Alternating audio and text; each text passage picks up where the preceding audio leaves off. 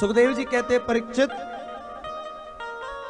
कोई गोपी घर में भोजन बना रही है, कानों में बांसुरी की आवाज आई, भोजन बनाने भूल गई, हाथ में करची है और भाग गई, सुध बुध भूल गई। कोई गैया दोह रही थी, गैया दोहते दोहते जैसी बंसी कान में पड़ी, दूध का पात्र वहीं पड़ा है, गैया वहीं खड़ी है, गोपी भागी। कोई महाराज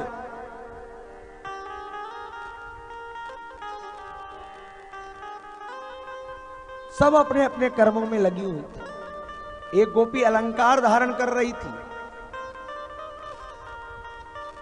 अलंकार यानी आभूषण पहन रही थी, श्रृंगार कर रही थी। जैसे ही बंसी कानों में पड़ी तो भूल गई कहां की चीज कहां पहनना है, और अलंकार नाक की चीज कान में पहन ली, कान की नाक में पहन ली और भागी। एक गोपी कपड़े पहन रही थी, श्रृंगार कर रही थी, उल्टे सीधे वस्त्र पहनकर भागी। महाराज एक गोपी अंगराग लगा रही थी, वहीं बंसी कान में पड़ी, महाराज जहां जैसा जो लगा है वैसे ही छोड़कर भाग गई। एक गोपी काजल लगा रही थी, एक आंख में काजल लगाया, दूसरे में लगा ही रही थी कि बंसी कान में पड़ गई। एक ही आंख में काजल लगा है, एक सुनी है और भाग गई।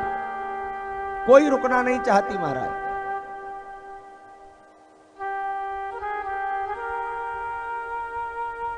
कैसी बंसी बाजी, ऐसी बंसी बजाई महाराज, ऐसी बंसी बजाई श्याम ने, मेरी सुध बिसराई श्याम। सब गोपियां आज पागलों की तरह भाग रही हैं। सुखदेव जी कहते हैं, लिम्पन्त्या प्रवजंतोन्याः अंचन्त्या कांश्चलोचने। सब श्रृंगार कर रही हैं, आधा श्रृंगार है, ऐसे ही भाग गई। एक गोपी अपने ससुर को भोजन करा रही, सास ने कहा, बेटी जरा ससुर को साग दे दो। इतने में पति ने कहा कि गाय को भूसा भी रख देना, सानी रख देना। भूल गई, इतनी तीसरी चीज हो गई। रोटी बनाते बनाते ससुर को देना है साग, गाय को देना है भूसा। इतने में कान में आ गई आवाज बंसी की।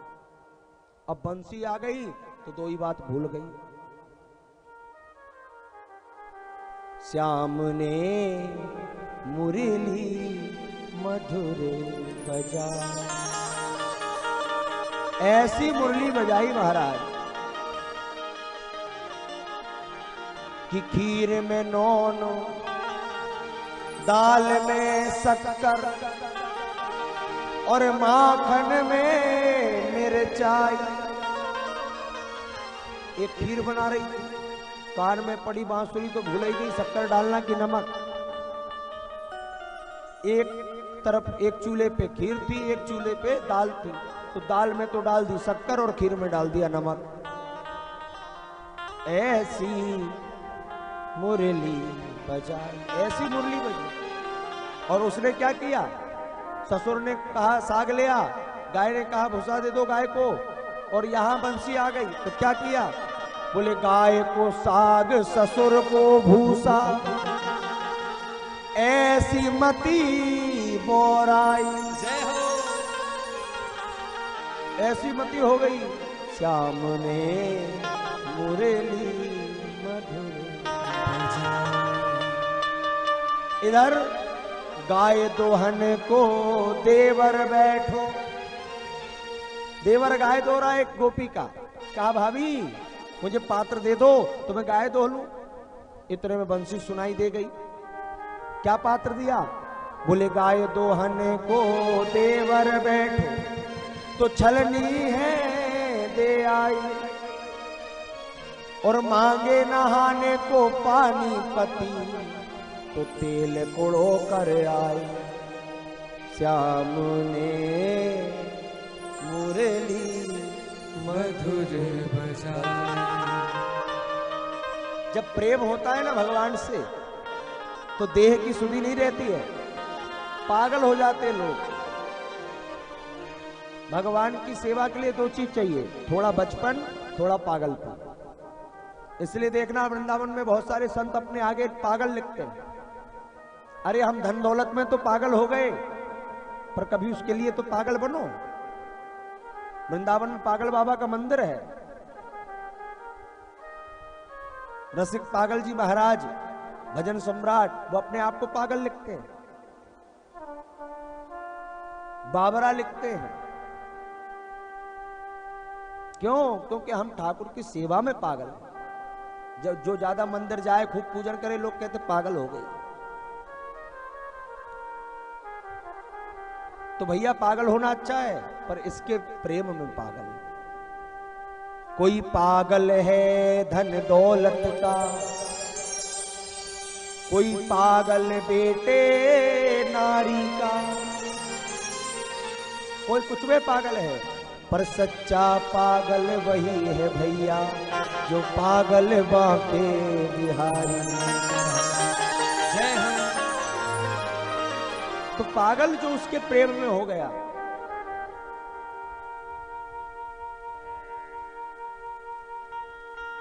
कोई झूठे नाम के पागल, कोई सच्चे श्याम के पागल, यहां दूर दूर तक पागल सभी तमाम है। तो पागल जो हो गया, गोपियों को भी सबने कहा पागल हो गई है, भाग रही है, तन की भी सुधि नहीं है। एक गोपी को तो पति ने घर में ही बंद कर दिया, देखता हूं कैसे जाएगी। तो मैंने कहा गोपी कोई साधारण स्त्री नहीं है, बैठ गई, लगाई समाधि, शरीर घर के अंदर है और आत्मा परमात्मा के पास पहुंच गई।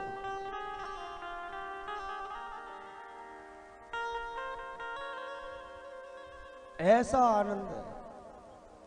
एक उठी दौड़ी, एक भूल गई पौरी, एक रही भोरी, सुध आपनी ना तन में, तन की भी सुध नहीं। एकन खुले के बाद, एक किवाड़ खोल के भागी और एक को बंद कर दिया, तो क्या किया? एकन खुले किवाड़, एकन छतिया उघाड़, एक शीस फरिया साजी दाम नी जो धन में। सब भाग रही हैं, समझ नहीं आ रहा क्या हुआ। बोले सुन नहीं रहे हो, ये बांसुरी बज रही है ना, ये अब हमें नहीं जीवित रहने देगी। न लाज तीन लोक की, न वेद को कहो करे, न शंख भूत प्रेत की, न देव यक्ष सो डरे। सुने न कान और की, दृशे न और इच्छना, कहे न मुख और बात, ये भक्ति प्रेम लक्षणा। ये प्रेम लक्षणा भक्ति है। सब चिल्ला रहे हैं, पुकार रहे हैं, पर किसी की नहीं सुनती है। कोई महाराज भोजन बना रही है, कोई श्रृंगार कर रही है, और धीरे धीरे धीरे धीरे सब की सब गोपियां महाराज पहुंच गई। कहां? जहां कन्हैया एकांत निकांत शांत बैठ करके और मुरली का निनाद कर रहे, आंखें बंद। चारों तरफ से गोपियों ने घेर लिया है प्रभु। गोपियां बोली देखो हमारे प्रीतम इस बांसुरी पे कैसा स्वर घोल रहे हैं। ये बांसुरी इनको इतनी प्रिय कैसे हो गई? हम सामने खड़ी और आंख बंद करके बांसुरी बजाए जा रहे। ये गोपियां बांसुरी से बहुत जलती थी। क्यों? क्योंकि बांसुरी तूने ऐसा कौन सा तप किया है कि तू परमात्मा के इतने निकट रहती है। ये वंशी कोई साधारण वंशी नहीं है, भगवान शंकर ही वंशी बनकर आए हैं। वंशस्तु भगवान रुद्र। जब भगवान राम रूप में आए तो शंकर जी हनुमान बनकर आए, और जब भगवान कृष्ण रूप में आए तो भगवान शिव वंशी बनकर आ गए। गोपियां कहती अरे वंशी, हमारे स्वामी से तूने कितना काम लिया, पर आज तक हमारे काम नहीं आए। कितना काम लिया? बोले देख तुझे सोने के लिए सेज कहां दी भगवान ने? अपने हाथों में। हाथों में तुझे सुलाया और तकिया तुझे अपने ओंठों का लगाया, और तो और पंखा करने के लिए अपनी आंखों से तुझे, लोचन से, पंखों से तुझे पंखा करते हैं, हवा करते हैं। अलकावली से तुझे झूला झुलाते हैं, और अपनी श्वासों से तुझे मनोहार करते हैं, अपनी उंगलियों से तेरे पैर दबाते हैं।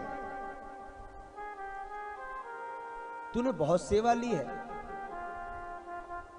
कल कुंज की सेज पे सैन गई, अधराधर के तकिया सरसाए, लोचन के पट पंख किए, और अलकावली झूला मुकुंद झुलाए।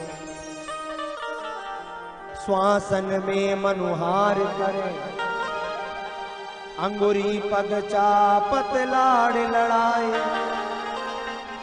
स्वामिन से बड़ी सेवा लई, अब लो बंसी कछु काम न आए। पर आज तक तू हमारी काम में नहीं आई है, कुछ तो काम आ जा। बांसुरी से सीखा है जिंदगी जीने का सलीका, बांसुरी से सीखा है जिंदगी जीने का सलीका। लाख जख्म हो सीने में, फिर भी गुनगुनाती है। 7 छेद है बांसुरी में, फिर भी कितना सुंदर बोलती है।